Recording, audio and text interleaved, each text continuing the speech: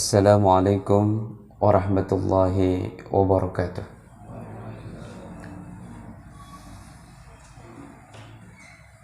Bismillah, walhamdulillah, wassalatu wassalamu ala rasulillah wa ashabihil ahya. Rabbi israh li sadri wa yassir li amri واحلل عقدة من لساني يفقه قولي لا تدرك الأبصار وهو يدرك الأبصار وهو اللطيف الخبير. Jemaah hadirin yang dimuliakan Allah, kita teruskan bahasan kita tentang sehat dan sakit dan bagaimana dinamikanya dalam konteks psikologi Al-Quran atau psikologi Islam.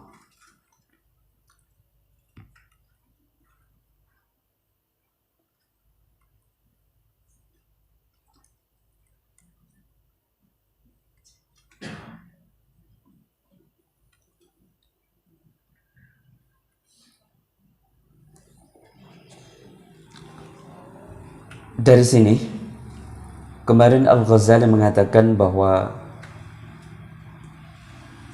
dari beberapa kitab yang pernah beliau tulis, salah satu aspek sehat dan sakit itu berbasis pada karakter dan kepribadian seseorang yang dia masuk dalam kriteria kepribadian yang buruk atau akhlak yang buruk.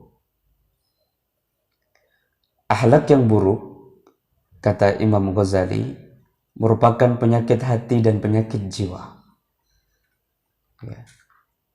Kondisi sehat dan sakit di dalam diri seseorang itu berbasis pada domain akhlak, tidak sekedar iman dan Islam. Al-akhlaqul khabisat amradul qulub wa asqamun nufus. Ya. Ternyata sehat dan sakit dan segala bentuk macam penyakit itu disebabkan karena akhlak yang buruk, moralitas yang buruk, muamalah yang kurang baik dalam diri seseorang.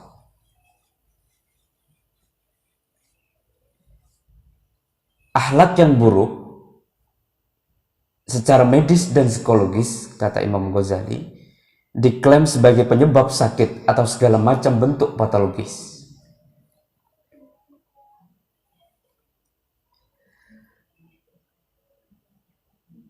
Karena pribadi muhsin itu adalah pribadi yang mampu menjalin hubungan yang istimewa antara dia dengan Allah dan antara dia dengan sesama makhluknya Allah.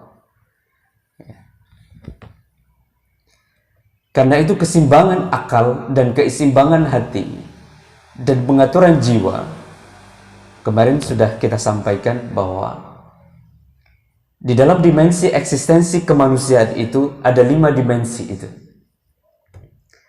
Yang pertama adalah ruh.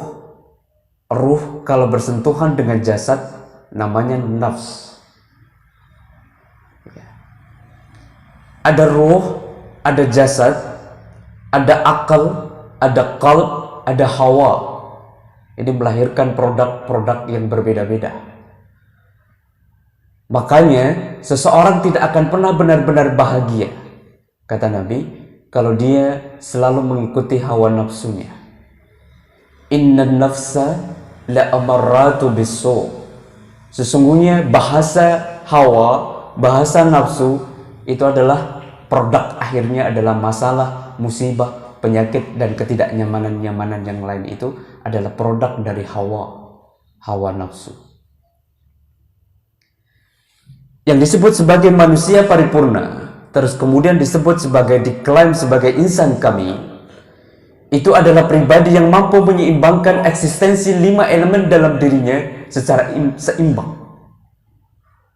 Akal punya nutrisi yang berbeda dengan hati. Hati punya nutrisi kebutuhan yang berbeda dengan qalb. Qalb punya nutrisi yang berbeda dengan jasad, dan jasad akan memiliki dimensi yang berbeda kebutuhannya kalau disandingkan dengan ruh. 20%, 20%, 20%, 20%, 20% menjadi 100%. Ini yang disebut sebagai insan kamil. Kenapa kita sakit? Kenapa kita tidak bahagia? Kenapa kita banyak masalah dalam hidup ini? Karena hak yang selalu kita manjakan itu adalah hawa kita, hawa nafsu.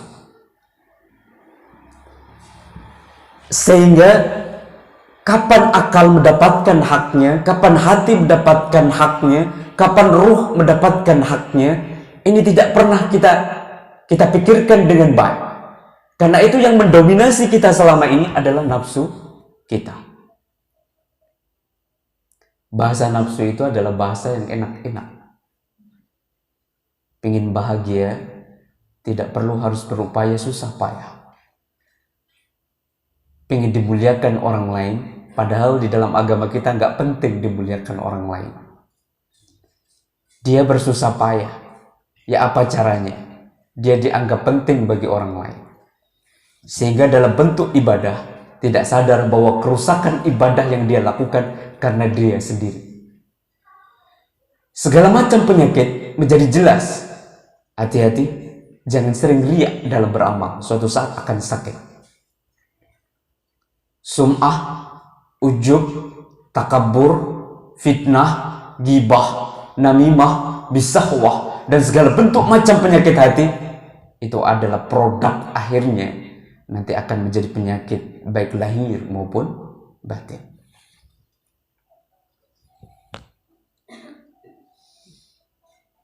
Di dalam Muslim disebutkan al-birru husnul khuluq wal ithmu ma haka fi nafsika wa karihta yutalli'a alaihi nas. Kebaikan-kebaikan itu apapun bentuk kebaikannya, albir itu adalah segala bentuk macam kebaikan, kebahagiaan, kesehatan, kemudahan, anugerah anak yang saleh dan salehah, itu masuk dalam kriteria albir. Memiliki sahabat-sahabat yang amanah, yang baik secara lahir maupun batin, itu adalah albir. Albir, dari mana sumber albir? Husnul khuluq. Dan ternyata segala macam bentuk kebaikan termasuk bahagia dan sehat itu terletak kepada akhlak yang baik. Wal ithmu ma haka fi nafsika wa karihta an yutalli'a 'alaihi nas. Kejelekan adalah sumber kegelisahan.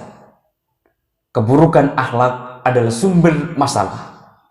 Dan kejelekan-kejelekan yang lain, kalau itu dilakukan terus-menerus dan sifatnya repetitif, itu akan menjadi membesar dan menjadi sebuah penyakit dan ketidakbahagiaan.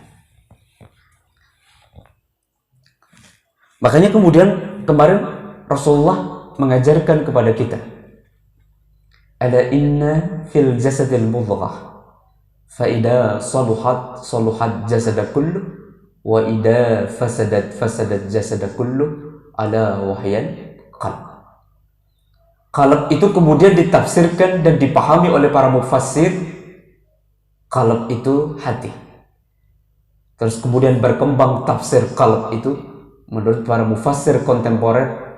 Qalb itu tidak sekedar hati, tetapi qalb itu adalah otak. Sekumpal daging itu juga dipahami sebagai otak. Karena itu sehat dan sakit secara sederhana itu berbasis pada keseimbangan atau harmoninya bahasa otak dan bahasa hati seseorang. Otaknya berpikir A, terus kemudian hatinya berpikir yang lain, tidak akan sampai pada tujuannya. Pasti paradoks, dia bermasalah. Monggo silakan panjenengan lakukan ini, tetapi hatinya tidak ikhlas, tidak akan pernah sampai itu. Karena itu, ana inda dhanni abdi bi wa ana qaribun min hablil warid. Saya bersama sangkaan hambaku. Kalau hambaku berpikir baik dan berkeyakinan baik, maka produknya akan baik dan baik. Tetapi kalau dia berpikir tidak baik dan berkeyakinan tidak baik, hati-hati, produknya juga tidak baik.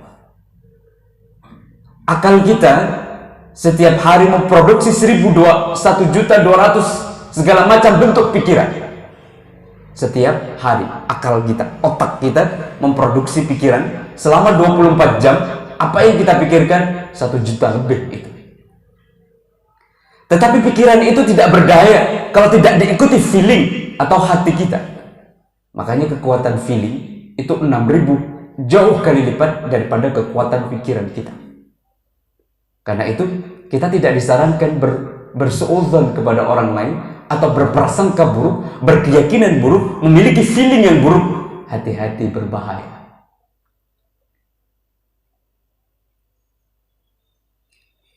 Di dalam bidang psikologi ada namanya self-talk. Self-talk itu adalah berbicara kepada dirinya sendiri tentang kebaikan-kebaikan. Ya Allah, sehat. Sehat ya Allah, sehat. Terus itu bahasa akal dan hatinya dirasakan betul, diyakini betul, produk itu akan hadir. Di dalam kacamata psikologi, untuk membentuk karakter dan kepribadian seseorang, lakukan selama 21 hari berturut-turut. Maka masuk ke dalam alam bawah sadarnya.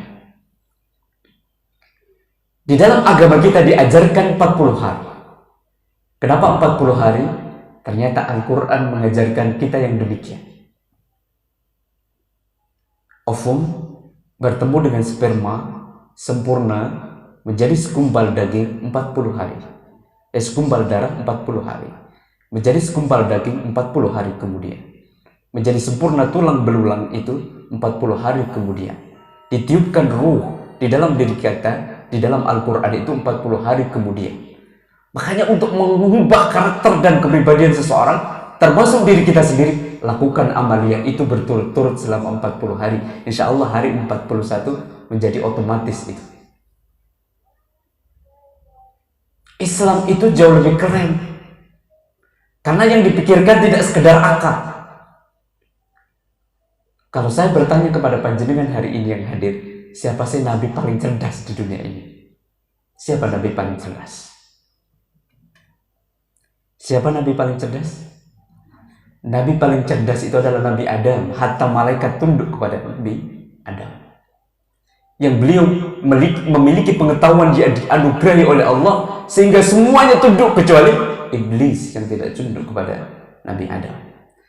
Tetapi kemudian kecerdasan Nabi Adam tidak selesai dan tidak menyelamatkan Nabi Adam. Kalau tidak diselamatkan oleh Allah, justru Nabi Adam bermasalah. Karena itu pengetahuan tidak cukup, tanpa akhlak yang baik, tanpa hati yang bersih, tidak cukup. Ada banyak orang-orang yang di sekitar kita, titelnya luar biasa, kecerdasannya luar biasa, tetapi bermasalah dia. Karena apa? Karena akhlak tidak mendominasi. Karena itu keseimbangan akal dan hati jamaah yang dimuliakan Allah ini menjadi penting, kata Nabi. Kamu ingin bahagia, bahasa akal dan hatimu harus selaras. Kamu ingin sehat, bahasa hati dan akalmu harus selaras. Cara berpikirnya selamat, knowledge-nya luar biasa, pengetahuannya luar biasa, tetapi dia bermasalah dengan dirinya sendiri, tidak damai dengan dirinya sendiri, tidak damai dengan orang-orang di sekitarnya, bermasalah itu. Karena itu kemarin di dalam al-as'ab asyitta al-tabi'iyah, sebab-sebab sehat dan sakit seseorang menjadi seimbang. Kondisi udara, kondisi geografis menjadi penyebab seseorang sakit atau tidak sakit. Dalam kondisi hujan terus-menerus, panjenengan keluar hujan terus-menerus setiap hari, ya sakit. Pola makan dan minum itu juga berpengaruh terhadap sehat dan sakit. Pilihkanlah yang baik-baik dan halal. Pola tidur dan jaga. Terlalu banyak tidur juga tidak bagus, kurang tidur juga tidak sehat. Pola gerak dan diam. Dan ternyata orang-orang cerdas, orang-orang yang sehat, ternyata banyak bergerak. Rasulullah suka berlari. Rasulullah bahkan dia senang bergulat dan dia senang lari-lari. Kalau di lagu Aisyah itu Rasulullah ya begitu. Rasulullah lari-lari sama Aisyah, apalagi sama cucunya Hasan dan Husain. Beliau lari-lari senang, dan lari-larinya menjadi sehat. Karena panjenengan kalau pengen sehat, jangan cuma diam, harus bergerak. Ya. Terus kemudian pola bebas dan tertekan. Bebas dan tertekan, ya, aktivitasnya terbatas, sosialnya terbatas, juga bermasalah. Yang terakhir adalah pola kejiwaannya, nafsunya. Ketika bersentuhan antara ruh dengan jiwanya ini tidak dikelola dengan baik dan tidak berdamai dengan dirinya sendiri, maka seseorang itu, kata Fakhruddin Ar-Razi, akan mudah menjadi sakit. Kita teruskan. Kemarin kita membahas tentang ini al-insan, terus kemudian ada ruh, ada jasad. Kalau ruh bersentuhan dengan jasad melahirkan nafs. Kalau nafs bersentuhan dengan qalb melahirkan nafsul mutmainnah. Ini yang disebut sebagai pribadi muslim, muhsin, dan mukmin. Terus kemudian kalau nafs bersentuhan dengan akal melahirkan nafsul lawwamah, yang ini melahirkan kriteria basyariyah atau insaniyah. Terus kemudian nafs bersentuhan dengan hawa, kalau didominasi dengan hawa melahirkan sahwah dan ghadab. Karena itu sahwah itu sumber keburukan, dan marah itu adalah sumber keburukan, termasuk di dalamnya adalah sumber penyakit. Rasulullah mengatakan la taqdab walakal jannah. Karena itu seseorang dianggap alim, kemudian dianggap istimewa, ibadahnya luar biasa, salatnya luar biasa, qiyamul lailnya luar biasa, tetapi kalau di rumah memukul istrinya menjadi hina di hadapan Allah, karena ini tidak mampu mengendalikan ghadabnya. Karena itu hadiah terbesar, kata Nabi, bagi orang yang mampu mengelola kemarahannya, injil manajemen walakal jannah, bagimu surga. Makanya untuk melihat seseorang itu jangan di masjid, jangan di tempat umum, karena semuanya pencitraan itu. Tetapi kalau melihat seseorang, orang ini benar-benar saleh atau tidak, bagaimana pergaulannya dengan pasangannya, dengan suaminya, dengan istrinya, memukul atau tidak. Ada orang yang dianggap alim luar biasa ibadahnya, tetapi di rumah masih memukul istrinya, hina di hadapan Allah. Karena itu melahirkan nafsul amarah. Inna nafsa la amarratu bisu. Ya, kalau nafsu amarah ini terus kita kelola dan kita besarkan di dalam diri kita, kita akan menjadi pribadi yang keras. Pribadi yang keras itu bagaimana? Dia tidak butuh nasihat orang lain, bahwa dirinya sudah cukup untuk semuanya. Dia mampu hidup sendiri tanpa bantuan orang lain. Dia mampu melakukan segalanya. Itu nafsu amarah. Seolah-olah sudah keren. Hidup ini dia tidak butuh orang lain, dia sudah selesai.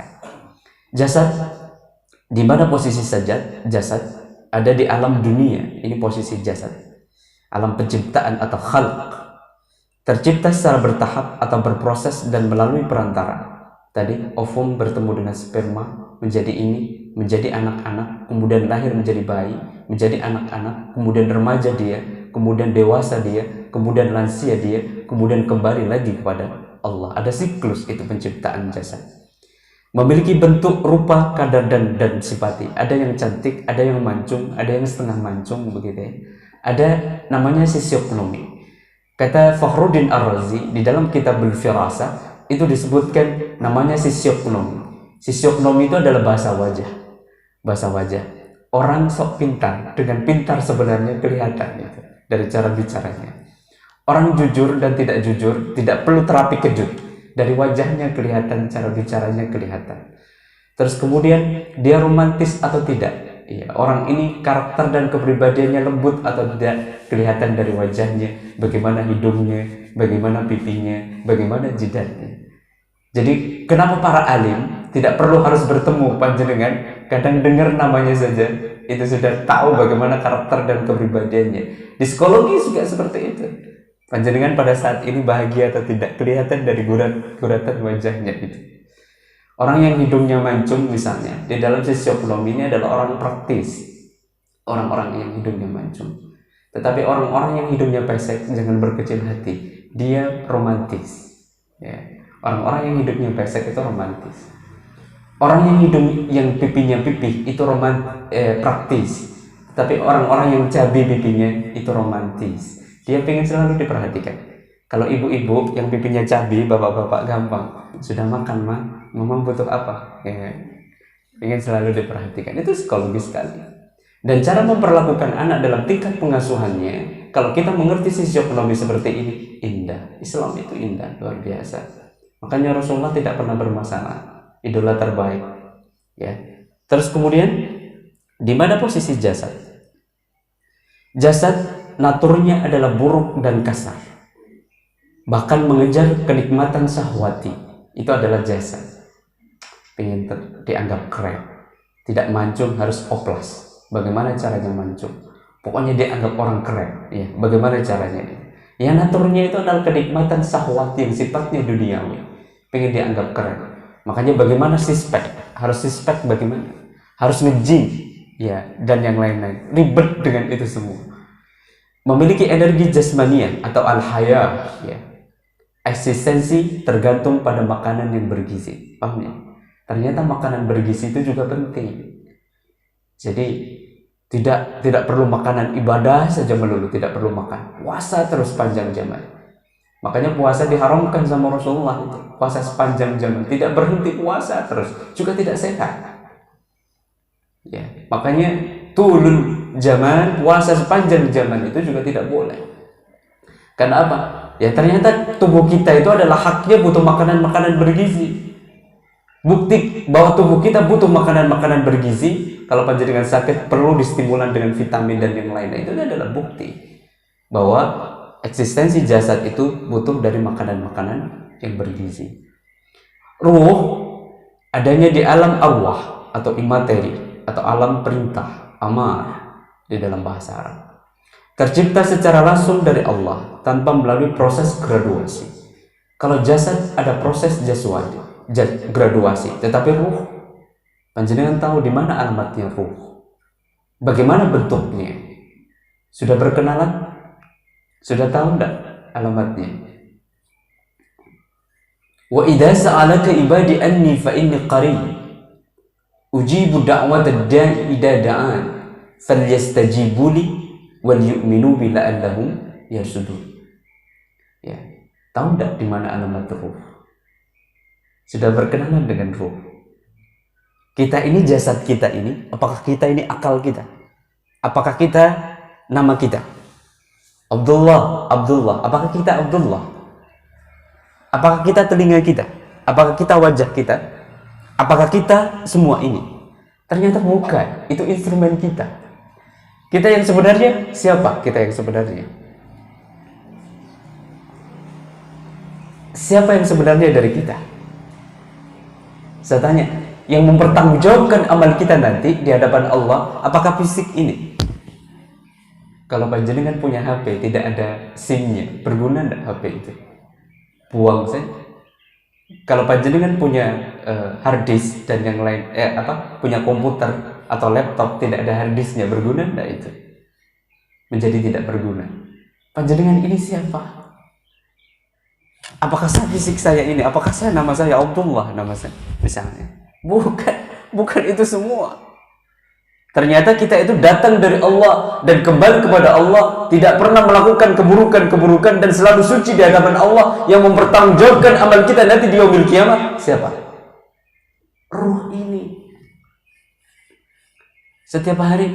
Makanya kalau saya ketika menasihati beberapa pasien terlalu takut sehingga dia paranoid terhadap kondisi pandemi seperti ini. Jangan terlalu takut terhadap kondisi COVID atau pandemi. Panjenengan setiap malam itu lebih berbahaya daripada ketika tidur itu daripada pandemi. Kita setiap malam kan sudah belajar itu. Yang lebih dekat dan sangat dekat dengan kita itu apa? Kematian tuh. Tanpa harus ada pandemi pun, ya meskipun kita harus tetap tidak boleh jumawah, tidak boleh menyombongkan diri, tetapi sebenarnya yang sangat dekat dengan kita tanpa harus pandemi pun sudah dekat, itu sangat dekat dengan kita. Bahkan kita setiap malam sudah berlatih tentang hal itu. Karena apa? Terlalu takut nanti, terlalu paranoid itu imunitasnya juga turun. Psikologis itu mempengaruhi 80% terhadap kondisi sehat dan sakit seseorang. Karena itu jangan terlalu parno berlebihan juga menurunkan imunitas. Vitamin itu tidak berdaya kalau psikologisnya sudah kena. Tidak memiliki bentuk rupa, kasar atau halus, basah atau tidak, kita tidak tahu ini bentuknya bagaimana. Naturnya halus dan suci. Makanya tadi kalau nafs bersentuhan dengan ruh, melahirkan nafsul mutmainnah. Ya ayyatuhan nafsul mutmainnah, irji'i ila rabbiki radiyatan mardiyah, fadkhuli fi ibadi wadkhuli jannati. Yang diterima itu tuh, yang diterima itu, hai jiwa-jiwa yang tenang, datanglah kamu dengan selamat. Tafadhal, silakan. Kamu saya terima. Makanya memiliki jiwa itu harus mutmainnah. Bagaimana jiwa yang mutmainnah? Jiwa yang bersih. Bagaimana indikator jiwa yang bersih? Akhlaknya baik, amaliyahnya baik di sisi Allah. Memiliki energi ruhaniyah yang disebut sebagai amanah. Wa idh qala rabbuka lil malaikati inni ja'ilun fil ardi khalifah. Amanah. Wa ma khalaqtul jinna wal insa illa liya'budun ma uridu minhum min rizqin wa ma uridu an yut'imun innallaha huwar razzaq wa huwa qawiyyul matin. Amanah. Makanya kalau panjenengan tidak amanah di dalam hidup ini, apa sih tujuan diciptakan hidup di dunia ini? Wa ma khalaqtul jinna wal insa illa liya'budun. Mengabdi kepada Allah. Kalau mengabdi kepada Allah, totalitas Allah, tidak ada yang lain.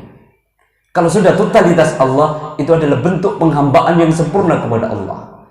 Kadang kita ini seolah-olah menghambakan diri kepada Allah, tetapi mendewakan akal kita, mendewakan harta kita, mendewakan bos kita. Ya, tidak abdun kita. Kalau sudah seperti itu, berarti bagaimana? Melawan ketentuan-ketentuan Allah. Kalau abdun yang sebenarnya, dia tidak pernah khawatir sama sekali karena siklus kehidupan ini sudah diatur oleh Allah.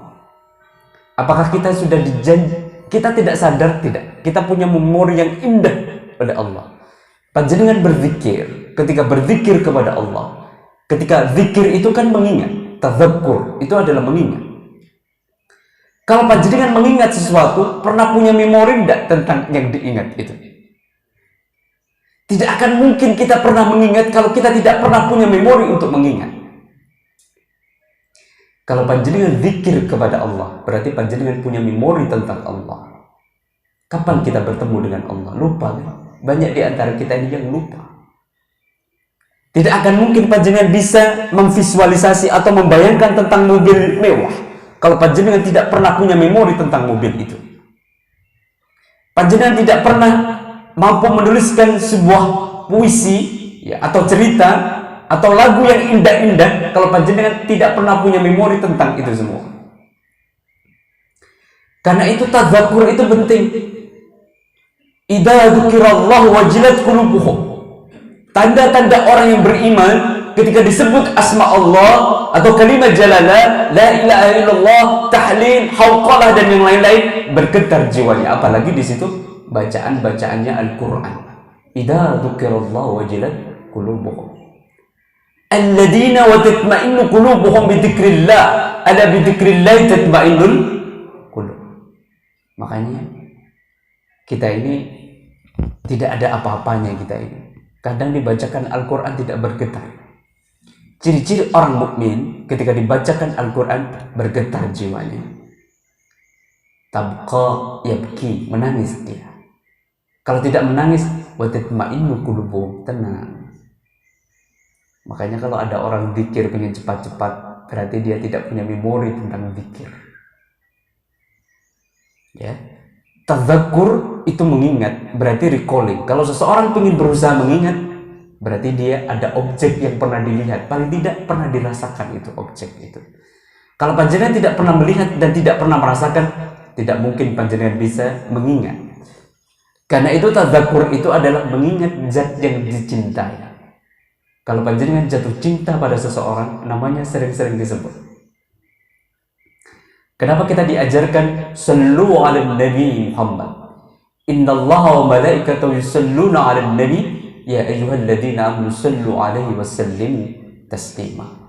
Kalau panjenengan cinta kepada Nabi, menganggap Nabi itu adalah pribadi yang sangat berjasa dan bahkan menjamin kita nanti masuk dalam surganya Allah, salah satunya adalah karena Nabi. Tidak sering-sering menyebut nama Nabi berarti tidak cinta Nabi. Karena itu panjenengan kalau pengen cinta, dianggap benar-benar cinta, indikator cinta yang paling mudah adalah sering-sering menyebut namanya. Tetapi kalau kita cinta kepada Nabi Muhammad, sallu ala Nabi Muhammad, Allahumma salli ala Muhammad, sallallahu ala Muhammad. Kalau panjenengan tidak setiap hari, tidak pernah berselawat, yakin cinta tidak mungkin. Indikator cinta itu adalah sering-sering disebut namanya. Ya. Terus tadzakur itu mengingat yang dicintai. Tetapi tadzakur tidak ada apa-apanya dengan tafakkur. Panjenengan saya tanya, tinggi mana tafakkur dengan tadzakur? Tinggi mana? Seseorang bisa mengingat, bisa berpikir, Allah, Allah, ya Hayyu ya Qayyum, ya Hayyu ya Qayyum, ya Hayyu ya Qayyum. Bisa saja, tetapi bil lisan, sekedar lisan, tetapi tidak ada getarannya. Bisa saja, Pak. Sallallahu ala Muhammad, sallallahu ala Muhammad. Tidak ada rasanya. Kenapa tidak ada rasanya? Karena sekedar bil lisan. Seseorang mengingat butuh berpikir atau tidak? Saya tanya pada panjenengan yang hadir. Seseorang ketika mengingat butuh berpikir atau tidak? Mengingat tidak perlu berpikir. Tetapi berpikir pasti mengingat atau tidak? Makanya di dalam Islam, tafakkur levelnya jauh lebih tinggi daripada tadzakur. Iktikaf, tafakkur 1 jam, lebih baik dari ibadah panjenengan 1 tahun. Lebih baik dari ibadah kita 1 semalam suntuk. Panjenengan baca Al-Quran, Qiyamul Lail, tidak ada apa-apanya dengan tafakkur. Karena tafakkur berpikir zat yang dicintai, tidak sekedar mengingat zat yang dicintai. Panjenengan pada saat ini banyak tadzakur apa tafakkur? Boro-boro tafakkur, Ustaz. Tadzakur saja gak jelas tadzakurnya. Menyebut nama-namanya tapi tidak ada getarannya, tidak ada rasanya. Karena tidak pernah berlatih tadzakur. Makanya di dalam Islam segala bentuk penyembuhan itu akan selesai dengan tadzakur, apalagi tafakkur. Jadi ternyata ayat-ayat Allah itu tidak sekedar yang ada di dalam Al-Quran, tetapi ayat-ayat kauniyah itu juga ayat-ayat Allah. Afala ta'qilun, afala tatafakkarun. Makanya disebut sama Allah, apakah kamu tidak berpikir? Apakah kamu tidak ingat? Banyak di antara kita, ya, afala akuna abdan syakur. Banyak di antara kita itu tidak bersyukur. Banyak di antara kita ini yang lupa kepada Allah. Banyak di antara kita ini yang sok tidak mengerti bahwa diri kita itu punya memori yang indah kepada Allah. Karena itu menjadi penting. Eksistensi dari ruh ini tergantung pada ibadah. Makanya kalau panjenengan pengen halus hatinya, ya sholatnya, derajat sholat itu bagaimana? Tidak sekedar ruku dan sujud, tetapi eksistensi dari sholat itu adalah khusyuk. Ya, ini penyakit termasuk kita-kita yang sering jadi imam ya. Hati-hati. Seolah-olah luar biasa bacaannya, ya. Tahsin atau at-tilawah ini bagus. Tahsin at-tilawah ini tidak cukup untuk menjadikan kita untuk memiliki kepribadian Qur'ani kalau tanpa tahfidz. Tahfidz juga tidak cukup tanpa tafsir. Tafsir juga tidak cukup tanpa amal. Amal juga tidak cukup tanpa dakwah. Level kita yang mana? Tahsin at-tilawah saja belepotan, tajwidnya belepotan, qiraahnya belepotan, ya. Terus kemudian kalau sudah tahsin at-tilawah sudah bagus, tahfidz, hafalannya berapa juz? Paling tidak yang untuk sholat Al-Fatihah, Al-Mu'awwidat kita sudah paham, paling tidak untuk sholat bagi yang mereka, karena tidak semua kita memiliki kemampuan untuk menghafal Al-Quran dengan baik. Tetapi tahsin sudah bagus, ya. Tahfidz paling tidak sudah hafal beberapa juz. Tetapi ini tidak menjadi sempurna pengetahuan tentang Al-Quran tanpa tafsir. Panjenengan harus ngerti ulumul Quran, asbabun nuzul lil ayat, ahkam mutasyabih, makkiyah, madiniyah, khos dan yang lain. Panjenengan harus paham. Apa sih sebab-sebab ayat ini diturunkan sehingga tidak ditabrak rata? Karena itu kemarin panjenengan kalau ingin paham tafsir, ingin mengamalkan Al-Quran dengan baik, panjenengan harus paham tentang ulumul Quran, paling tidak paham membaca tafsir Al-Quran. Silakan tafsir apa yang panjenengan. Sekarang terjemahannya sudah banyak. Terus kemudian ini tidak sempurna. Tahsin, tahfidz, tafsir. Ini tidak ada apa-apanya tanpa diamalkan. Ya, karena itu harus amal menjadi penting. Hulukuhul Quran. Akhlaknya Rasulullah itu Al-Quran yang berjalan. Ketika ditanya tentang apapun, langsung Al-Quran yang keluar di dalam jiwanya, dan kepribadiannya diinternalisasi dalam dirinya juga Al-Quran. Tetapi juga ini tidak menjadi sempurna kalau tidak ada dakwah, harus disampaikan. Balighu anni walau ayat. Sampaikan itu. Jadi ada di antara kita ini, di antara para asatidz dan ustadzah atau para ulama-ulama itu debatable. Ada perdebatan. Bagaimana kita menyampaikan sesuatu? Apakah kita perlu melakukan dulu dalam konteks tertentu? Kalau amal itu ingin sempurna, ya lakukan dulu baru sampaikan kepada orang lain. Karena apa? Setiap ayat, setiap hadis itu ada tulaknya. Hati-hati ya. Hati-hati. Makanya saya lebih berani menyampaikan yang begini-begini saja lah, daripada saya menyampaikan dalil-dalil atau hadis-hadis yang saya belum mampu melakukan. Itu bahaya itu. Karena suatu saat akan menghantam diri kita sendiri. Melihat seseorang, jangan melihat seolah-olah apa yang disampaikan ilmunya. Lihat, tidak perlu kita, tidak tahu kita amaliyah ruhaniyahnya seperti apa. Jangan-jangan hanya sampai dia mampu menyampaikan tanpa melakukan. Bahaya. Karena itu saya lebih berani menyampaikan apa yang sudah kira-kira seperti itu. Karena setiap ayat dan hadis ada tulaknya. Coba sampaikan tentang kesabaran, akan diuji oleh Allah tentang kesabaran. Ya. Kalau sehat dan sakit ini kan saya sampun praktek begitu. Jadi saya sampaikan saja apa yang pernah saya alami. Saya khawatir kalau menyampaikan yang belum saya sampaikan diuji oleh Allah dengan dalil dan hadis atau riwayat yang disampaikan itu. Okay. Terus bagaimana eksistensinya? Tergantung pada ibadah. Sudah suruk nih, sudah suruk. Jadi ini tentang sehat dan sakit ini detail sekali Islam. Ini dari kacamata psikologi saja, belum kacamata medis ya, atau medis Islam dan yang lain-lain belum. Dari kacamata psikologi ini saja detail sekali. Masih belum ada apa-apanya. Sehingga tadi sudah saya sebutkan, eksistensi masing-masing elemen di dalam tubuh kita beda-beda. Eksistensi jasad, kalau dia pengen sehat ya makanan-makanan yang bergizi. Ruh kita bagaimana? Ibadah. Ibadah tidak sempurna kalau tanpa muamalah yang sempurna. Begitu. Karena itu kalau pengen ruhnya ini selamat dan masuk dalam kriteria mutmainnah, ya perbaiki ibadah dan muamalah. Jangan main-main dengan semua itu. Coba panjenengan Al-Quran. Al-Quran itu 80% ibadah apa muamalah? Muamalah. Bagaimana berdagang, bagaimana berhubungan dengan tetangga, bagaimana hukum tata negara, bagaimana hukum jual beli dan yang lain. Rata-rata muamalah Al-Quran itu 80%. Dan ternyata derajat pahalanya jauh lebih tinggi daripada ibadah mahdoh. Ibadah mahdoh itu kan sudah jelas. Sholat berjamaah sekian, munfaridan sekian. Yang muamalah lebih tinggi. Makanya Rasulullah itu innama bu'ithtu liutammima makarimal akhlak. Orientasi utama saya dihadirkan di hadapan kamu adalah untuk menyempurnakan akhlak kamu. Kalau akhlaknya baik, yang lain akan menjadi baik. Tetapi akhlaknya tidak baik, bermasalah itu yang lain-lain. Mudah-mudahan ada pertanyaan sebelum kita tutup. Benar. Terima kasih Ustaz.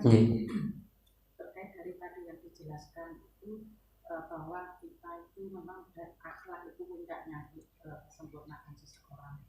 Terus kembali lagi bahwa dari dari akhlak yang tadi ada karena perbuatan akhlak yang tidak baik, misalnya tadi sum'ah, dan sebagainya, itu penyakit hati, itu kan penyebab dosa. Yang hanya dosa itu yang membuat jiwa itu sakit. Betul. Terus terkait dengan itu semua Ustaz, kalau kita itu harus ditekan semua menjadi itu baik, itu maka akhirnya menjadilah orang itu sempurna. Betul. Terus ada kata lain bahwa manusia itu tempat salah dan dosa. Betul. Padahal Adam aja, Nabi Adam aja juga sesuatu yang masih salah. Terkait dengan itu semua, berarti kita apakah hanya untuk menekan sekecil mungkin kekurangan ketidaksempurnaan akhlak itu kan, kalau nanti jadi sempurna, jadi tidak ada dosa, tidak ada akhlak yang baik, kan akhirnya manusia menjadi sempurna, padahal tidak ada manusia sempurna. Betul. Bagaimana Ustaz? Al-insan makhallul khata' wal nisyan. Manusia itu tempat salah dan dosa. Alladzi khalaqal mauta wal hayata liyabluwakum ayyukum ahsanu amala. Paham ya? Semua itu diperlakukan bagi kita secara adil oleh Allah untuk mencari alladzi khalaqal mauta wal hayata liyabluwakum ayyukum ahsanu amala.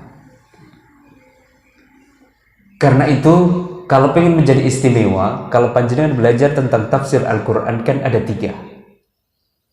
Lakukan amal saleh. Yang kedua, istakbiru rabbakum innahu kana ghaffara. Perbanyaklah beristighfar kepada Allah. Dan yang terakhir apa? Yang pertama, lakukan amal saleh. Yang kedua, perbanyaklah beristighfar. Karena kita ini banyak dosa. Makanya kemudian di beberapa kitab-kitab klasik disebutkan, kalau pengen bahagia, perbanyaklah beristighfar. Yursilis sabaa alaikum bidarara wa yumditkum bi amwali wa bani. Kalau kamu banyak beristighfar kepada Allah, maka Allah akan menurunkan hujan dari langit, kemudian menyehatkan yang ada di sekitar kamu, terus kemudian menghadirkan di dalam diri kamu adalah keturunan-keturunan yang saleh dan salehah, terus kemudian hartamu dilipat gandakan oleh Allah. Yang terakhir apa? Bersabar atas segala bentuk macam musibah yang diturunkan oleh Allah, termasuk kita pada saat ini. Kalau ingin menjadi pribadi yang sempurna, lakukan 3 hal itu. Lakukan amal saleh semampu panjenengan, ibadah, muamalah. Yang kedua, perbanyaklah beristighfar kepada Allah. Dan yang terakhir apa? Bersabar tidak terhadap ketakutan yang mencekam belakangan ini yang sampai kepada kita. Kalau ingin menjadi hebat seperti itu. Jadi tidak ada manusia yang sempurna, karena datuk kita juga tidak sempurna kalau berdasarkan Al-Quran. Artinya apa? Kita ini tabiatnya sudah tidak sempurna. Kita ini tabiatnya sudah mulai kecil bermasalah. Kita ini tabiatnya sudah dilahirkan secara patologis bermasalah. Karena itu bagaimana?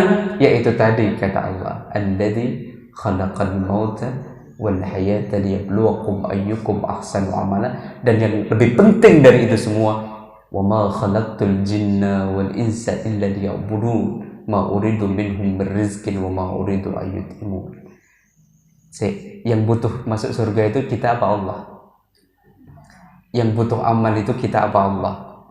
Kamu kafir, kamu mukmin, kamu taat atau tidak taat, gak peduli, saya tetap kaya kata Allah. Saya tetap kuasa. Makanya man amila salihan fali nafsih wa man asaa fa 'alaiha. Kamu melakukan kebaikannya untuk dirimu sendiri, keburukannya untuk dirimu sendiri. Paham ya? Jadi jangan pernah khawatir. Yang paling pasti Allah. Allah itu butuh amal apa tidak? Allah itu perlu disogok dengan amal kita apa tidak? Enggak perlu. Saya tanya, yang menjadikan kita nanti masuk ke dalam surganya Allah, amal kita apa kasih sayang Allah? Makanya biasa saja sudah. Yang penting abdun menghamba kepada Allah dan kita bertauhid kepada Allah. Perkara kita, ya apa ibadahku ini diterima apa tidak? Jangan mikirin itu, sudah itu urusan Allah. Wong kita yang masuk surga saja mengandalkan apa kita masuk surga? Dosa kita jauh lebih banyak daripada amal kita.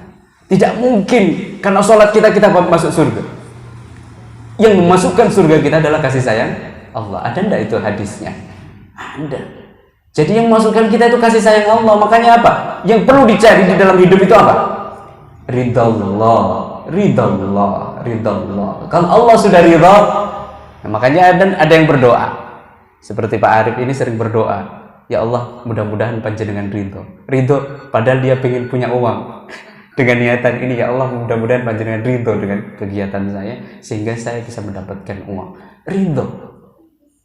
Kadang panjenengan sudah mempersiapkan sesuatu, uangnya sudah dipersiapkan, enggak untuk itu kok, untuk yang lain, karena Allah tidak ridho. Paham ya? Sudahlah. Jadi karena itu ya sudah, kata Rasulullah, lakukan amal semampumu. Ukuran amal itu bukan di banyak dan sedikit, tetapi ukuran amal itu di kualitas. Apa selain kualitas? Ikhlas dan lillah. Makanya panjenengan ada dua prinsip dasar yang harus dipegang dalam untuk menjadi pribadi muslim yang baik. Pertama, lillah dan maslahah. Kalau panjenengan sudah melakukan ibadah itu karena Allah, itu sudah bagus.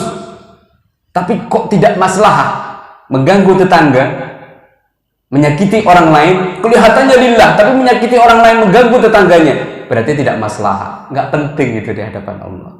Paham tadi? Panjenengan ibadahnya luar biasa, tetapi di rumah mukul istrinya, maslahah atau tidak?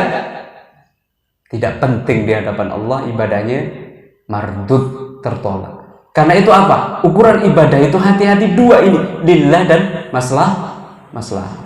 Kenapa kita kan beberapa kali ini ada kebijakan harus berjarak dan yang lain-lain? Dalam konteks maslahah itu kita tidak tahu ini maslahah atau tidak. Jangan-jangan OTG macam-macam. Karena itu ada kebijakan-kebijakan itu dilakukan untuk itu, cara berpikirnya harus lengkap, tidak sepotong-sepotong. Karena itu segala bentuk macam amalia yang harus kita lakukan, prinsip dasarnya harus lillah dan maslahah. Panjenengan sholat tapi tidak khusyuk, bagaimana? Percuma. Panjenengan sholat tetapi riya, percuma atau tidak?